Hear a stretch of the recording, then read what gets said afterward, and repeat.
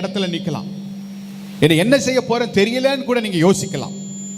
ஆனா என் ஆண்டவர் சொல்றாரு, இந்த உலகம் நீங்கள் இழந்து போனதை பார்த்தது போல நீங்கள் ஆசீர்வாதமாய் வாழ்கிறதையும் இந்த உலகம் பார்க்கும் என்று என் ஆண்டவர் சொல்கிறார்.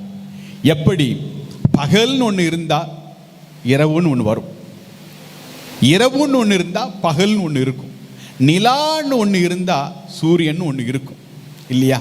இது எல்லாம் மாறி மாறி வர்றது போல உங்க பிரச்சனையும் ஒரு நாள் கடந்து போகும். கரங்களை தட்டி ஆண்டவரை மகிமை செலுத்துங்களேன். எப்படி இரவு நிரந்தரம் இல்லையோ அதே போல உங்கள் உபத்திரவம் நிரந்தரம் இல்லை.